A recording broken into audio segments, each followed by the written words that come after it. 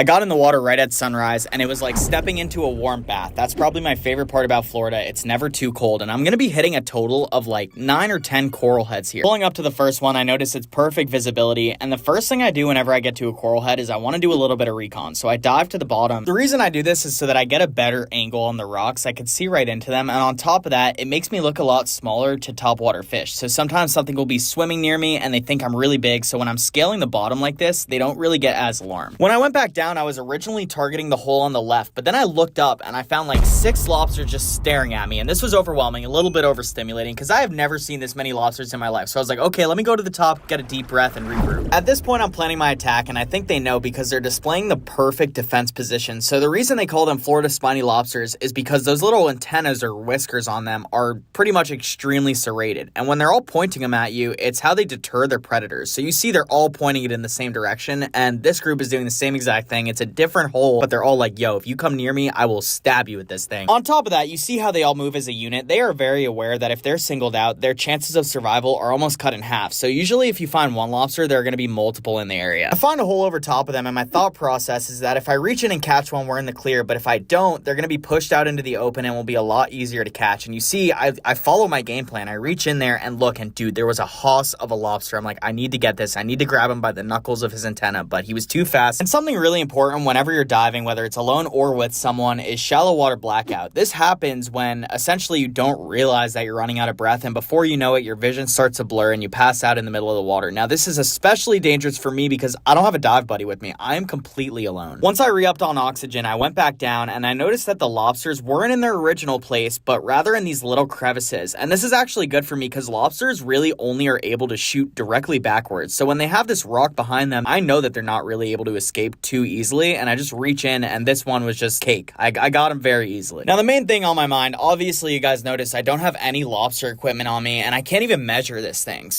And on top of that, I've only ever caught 2 or 3 lobsters in my entire life. So I told myself, no, I know there are bigger lobsters somewhere in this reef. I just need to find them. On top of that, I was diving from shore, so I would have to swim all the way back, and I didn't want to do that unless I got 2 nice sized lobsters. And you guys see this guy was trying to defend himself with his spikes, but he was just so screwed. He was in a corner and I got him, and before I knew it, he was mine. He was freaking mine. Now, obviously, it's one thing to grab a lobster with both hands, but to only have one hand and a live lobster in the other is a whole different task. So I'm going under and I'm just trying to snatch anyone I can, and I grab this one lobster right by his knuckle and I drag him out, feeling like I'm the freaking Undertaker. I start to ascend to the top, and honestly, I'm feeling like the man right now. I have 2 nice sized lobsters in my hand, and this guy decides he's not freaking done, but not only that he's going back to his home, and I was pissed. Honestly, I could not believe that I just let that happen. And maybe I'm the only person that this happens to. Let me know in the comments, but I get so competitive with animals, and right now, I feel like that lobster is better than me, and oh my goodness, I hate losing more than I like winning. So I'm looking at this lobster, I'm like, is he of size? Is he not? I'm considering going in, and then I'm like, no, I'm not gonna settle. I'm getting a second lobster. I'm glad I did too, because right below me were 2 huge ones, and you can't see it, but behind this hole is a pretty much open area, and I need to push them out over to there, and this guy falls for it. He shoots out into the open, and it pretty much signed his death wish, and I did a death grip on him, but then this other guy got away. Luckily, there wasn't a very deep hole for him to go into, so I was able to grab him, and then we ascend to the top, and the sun is just hitting the lobsters like perfectly right here. It was so pretty, and I felt so accomplished and confident that these guys were actually legal. Confidence isn't enough though, so I found 2 lobster fishermen right on shore that actually had the tools to make sure that they were illegal. Once I found out that I was good, I put them on the beach towel and got right back into the warm bath water. Something to take note of is that this swim I'm doing is over 100 yards, so it's not like I just swam in 2 feet, you know? It was actually pretty exhausting, and I left my pole spear out here, and I was super lucky to be able to find it. I totally forgot where I left it. I go to the bottom, start doing some recon again, and I notice right in front of me is a school of 3 black drum, and one of them is way bigger than the other one. Honestly, they were all pretty solid size, but one of them was especially bigger, and I was like, okay, I need to go back to the top, take a deep breath, and these are the guys I'm gonna hunt. Now, the reason I'm so excited about these fish is because they mainly eat barnacles and other crustaceans, and because of that, their meat is extremely sweet compared to other fish that are more mild that eat carnivorous meat. Whenever you're lining up a shot on a fish, you want to wait until it's completely sideways towards you so that you have more area to hit. And you see this guy, I absolutely stoned. I got him right, well, okay, maybe I didn't stone him. He's still clearly swimming. Not to worry though, that's why we brain the fish. We do that by sticking a sharp object into its head, and then afterwards we want to cut its throat so that the meat doesn't get contaminated with the blood. So this is pretty much just bleeding the fish. After that, you start to gut, and I like to scale the fish in the middle of the water. Sometimes this does bring in sharks. If you are afraid of sharks, maybe don't gut and bleed your fish in the middle of the water with you. Get it out as soon as possible. I'm putting this black drum on a metal stringer, and this is going to act as a flat flasher and also just a ever-going scent that's going to tell other predatory fish in the area where I am. Once he was secured, I went back down to the bottom because I wanted to make it look like I was small. And something I want to bring attention to here is I want you to notice how rapidly I'm kind of moving my head and swimming around, and this is me getting really competitive, but this is not good because it means my heart rate is increasing and I'm using oxygen a lot faster, which means I could black out a lot faster. So I stopped myself. I'm like, yo,